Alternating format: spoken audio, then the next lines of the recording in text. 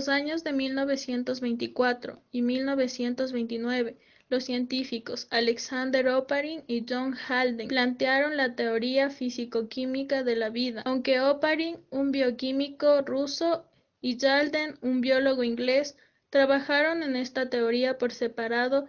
Al final llegaron a conclusiones muy semejantes. En la actualidad, la teoría físico-química es la más aceptada por los científicos. En ella se explica el origen de la vida a partir de una evolución química y de los fenómenos físicos de la materia. Asimismo, esta teoría se basa en estudios geológicos, paleontológicos y bioquímicos. Entre las aportaciones a los trabajos de Oparin y de Haldane, destaca la labor del farmacéutico mexicano Alfonso Herrera, quien realizó estudios sobre el origen y la evolución de la vida en la De Tierra. acuerdo con la teoría físico-química, hace unos 5.000 millones de años, la Tierra acababa de formarse a partir de una nube de gas de hidrógeno. De manera simultánea a la formación de la Tierra se originaron el Sol y los demás planetas del sistema solar. Al principio, la temperatura de la Tierra era extremadamente alta, pero poco a poco se fue enfriando y comenzaron a formarse los grandes océanos primitivos. En aquel entonces, la atmósfera de la Tierra era muy diferente a la actual. Predominaban en ella el vapor de agua, el metano, el amoníaco, el dióxido de carbono y el nitrógeno. A diferencia de lo que sucede en nuestros días, en esta fase inicial, todo tipo de radiaciones solares llegaban a nuestro planeta desde los rayos ultravioleta hasta los infrarrojos. Además, había una gran cantidad de erupciones volcánicas y mucha energía producida por los rayos y los truenos en los océanos primitivos, llenos de elementos y compuestos inorgánicos.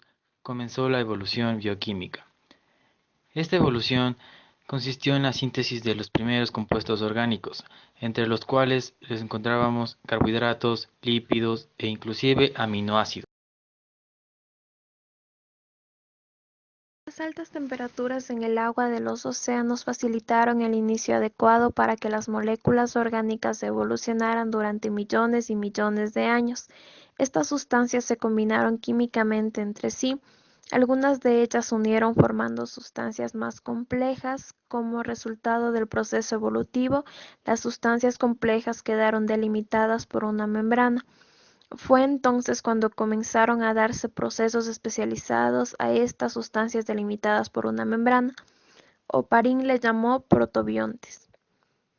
La existencia de los protobiontes se prolongó por millones de años. Con el paso del tiempo, adquirieron características propias de los seres vivos y empezaron a realizar funciones como la nutrición y la excreción.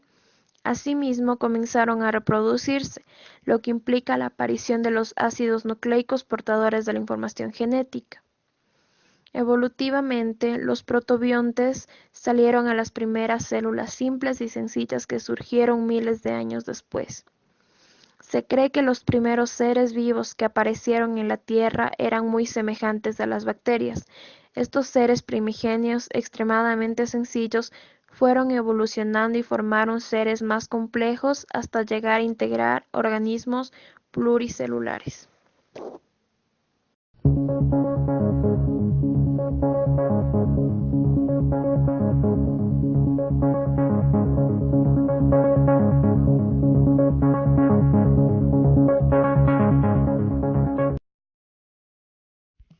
En 1953, los químicos estadounidenses Stalin Miller y Harold Urey intentaron reproducir en un laboratorio las condiciones sugeridas por Oparin y Haldane en su teoría.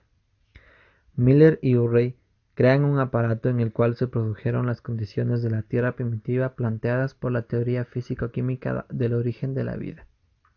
El aparato consistía en varios recipientes conectados entre sí, con el fin de recrear las condiciones de la atmósfera primigenia de la Tierra. Colocaron en los recipientes dos electrodos, agua, metano, amoníaco e hidrógeno. Mediante los electrodos produjeron descargas eléctricas que hacían saltar chispas semejantes a las generadas por los relámpagos. El agua, que simulaba los océanos primitivos, fue llevada al punto de ebullición. En ella se introdujeron una multitud de moléculas inorgánicas, a partir de las cuales debían formarse seres vivos simples y sencillos. El experimento se prolongó durante varias semanas, Los científicos advirtieron que en el agua y en las paredes de los recipientes se habían acumulado algunas sustancias. Al analizarlas, Miller y Urey se dieron cuenta de que se trataban de varios compuestos orgánicos, entre ellos 4 aminoácidos diferentes, los cuales intervienen en la formación de las proteínas. Con sus experimentos, los científicos estadounidenses lograron comprobar que a partir de los compuestos inorgánicos se forman compuestos orgánicos.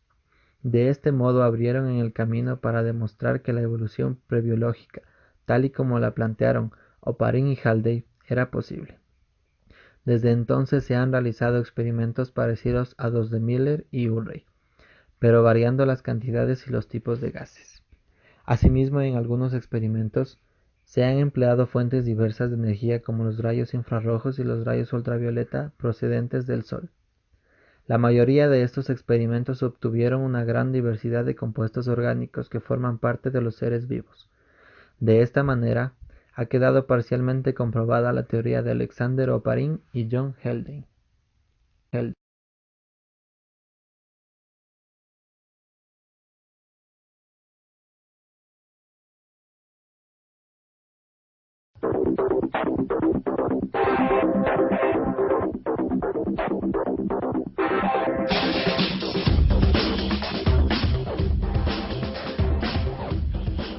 Los experimentos realizados para comprobar la teoría físico-química han logrado demostrar que es factible que el origen de la vida haya sido tal y como lo expusieron Oparin y Haldane. Sin embargo, debido al amplio proceso de tiempo que abarcó el proceso del surgimiento de la vida en la Tierra, resulta imposible reproducirlo en su totalidad dentro de los laboratorios. Pensemos simplemente que este proceso se extinguió a lo largo de millones de años.